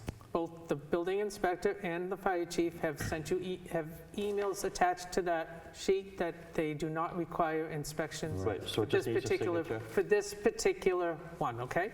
So, So it you just need a needs motion? signature, that's it. motion to approve the license to sell pistols and revolvers for Mr. Sadat Uguz of Newton, New Hampshire at 57 Pond Street. Second. Second by Charlie, any discussion? Yeah, is that the right word, approve? Because To sign. I think you need to sign it, so Sign I it. guess, So- yeah, yeah. sign. I'll change it to sign. Just so the public knows, he had to go through a lot. Yeah, he got approved by ATF and the state, so we're Right, just so signing. you're So a signing the motion to license. sign. Okay. Motion to sign license, okay. So Kate? Yes, Edvin? aye. Aye. Matt? Aye. Charlie? Aye. Larry's an aye, it's unanimous. Just the chair has to sign? No. Everyone? I think there's a few, there's at least Three three lines. Okay, There's so three I lines need on it. 3 of Yeah, them. so the first three gets it. Eagle Scout signature, Matt? So this is the young gentleman who, you remember, he came to brief us a few months ago. Yep. He's, for his Eagle Scout project, he's gonna do a, purchase a brick type thing and build a patio by the town beach. And in order to fill out his paperwork, he needs somebody from this board, from the town, to sign this form as the beneficiary approval. So we will benefit from the results of his project. So I would move to have the chair sign this form. Second. Oh, Second by Charlie, any discussion? Okay, all in favor, Kate? Aye. Edvin? Aye. Matt? Aye. Charlie? Aye. Larry is an aye. Okay, so he did all this, you said, right? Provided a copy of navigating and all this other stuff? Yes. I could just check off yes and Yeah, sign. Yep. And then Okay, the signature. manifest. Will we start? Huh? Will we do What, the manifest, yeah, please. it? Signed manifest vendor dated May 5th, 2021, in the amount of $122,346.60. I'll second. Second by Edvin, any discussion? All in favor, Kate? Aye. Edvin? Aye. Matt? Aye. Charlie? Aye. And Larry, aye. Signed cable manifest dated May 5th, 2021, in the amount of $5,773.14. I'll second. Second by Edvin, any discussion? All in favor? Aye. Aye. Aye. Unanimous. Signed payroll manifest for period April 11th through the 24th, 2021, with a pay date of April 29th, 2021. Second. Second by Edvin, any discussion? All in favor? Aye. Aye. Aye. Sign requisition 2021-01 -01 for the fire department in the amount of $1,745.47 for a radio for the new fire truck. Funds to come from the 2021 fire department budget line item number 4220312. Second? Second by Matt. Yep. Any discussion? All in favor? Aye. Aye. Do you want to discuss the life pack monitor, the DFib? So we're on the requisitions now? No, we got one, we got that one. You got one more manifest? That one right there. This one? Yeah. That's the requisition? The one we just The talked fire about. department. Yeah. So, That's another one. No, this has all three of them. This is the one we're gonna vote on. before we do this one, Life pack. Nancy, how much money is in the ambulance? I believe it was around 44,000, Diane? Yeah. That was 50, 44,000? 44,000, and what's the price tag on that? 33? 3751. That's the correct one, the life pack? The striker. No. That should have Deputy Kane's signature on, right? Yes, it does. So I do have a question, and I don't know if you can answer the question, but you have Stryker and you have Zoll, Z-O-L-L. Right. The difference is $2,308, and I didn't know why he chose Stryker over Zoll, which was cheaper. Well, nobody on Two this board different can answer that. Okay. The monitor that he recommended does different functions. I asked him if he here today, he couldn't. But when we would demo in all the units, the members preferred for easy, The Stryker? the easy use and everything it does, that it can communicate with a hospital, et cetera, was the one, I don't remember which one. I know it's a life pack. Life pack. Striker, yep. I know it by life pack, not by Stryker. Well, Stryker's the other company. Well, okay. It was the life, whichever he wrote down. We looked at too many. I think we looked at about 4 or 5. Yeah, he wrote striker. And I think it's worth saying, we've said this ad nauseum, value to the town doesn't just get measured with dollars. So occasionally, we're going to not pick the lowest bidder Right. because we're getting something of a better value to the town for other reasons. So if anybody wonders why we're not going with the lowest bidder, this is why. And You Deputy could've Chief went- Kane's The highest bidder was 46,000, so. Deputy Chief Kane's a paramedic, so he... Recommendation. Can I get a motion Of course, on that? yeah, natural. Motion to approve requisition, I don't have a requisition number, Diane. 2021-0102. Is that fine, Diane?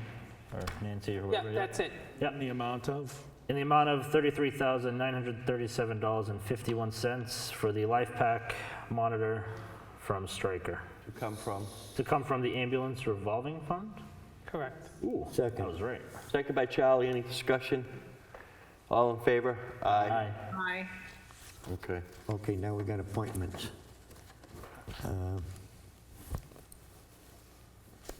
Sign an appointment for Sandra Estabrook to the Conservation Commission for a 3-year term to expire on April 30th, 2024. Second. Second by Edvin. Any discussion? All in favor? Aye. Aye. Aye. Congrats. Sign an appointment for Lawrence Foote as the Emergency Management Director, term to expire on April 30th, 2024. Do we have a second? Second by Edvin. All those in favor? Aye. Aye. Aye. Abstain. Congrats. 4-1. Sign an appointment for Tricia McCarthy as the Deputy Emergency Management Director, term to expire on April 30th, 2024. Can we make it longer? Aye. Any discussion? Second. You need a second, Kate, before you say aye. Second. Second by Kate. All in favor? Aye. Aye. 1,000% aye. The only thing I would add is let's make sure I anticipate no issues, but we normally update files with employee evaluations each year, and I don't think we've done one since It's 3 hard years because ago. Trish really hasn't been to work for the last 2 years, so. I'll get one done, only because we did work this year, but yes. they'll get done. Yeah, cool. Who does the EOC director? Well, last time I remember, you started it and brought it to the rest of the board, I think is what we did. I think the chief wants to do it, he's pointing, so. Well, we certainly can get the chief involved. Any announcements? Any approval of minutes? Which No? date do we have? It'd be the 20th, right? Yeah, April 20th. So I would move to approve the April 20th public and non-public minutes as written. Second. Second by Charlie. Any discussion? All in favor? Aye. Aye. Is that it, Evan? Review Any non-public minutes for session minutes for unsealing. Not that I know of. Need a motion for that? No, Okay. only if it's going to. Motion to adjourn. Anything else? We're going to adjourn. Yep. Thank you. Adjourn at 8:02.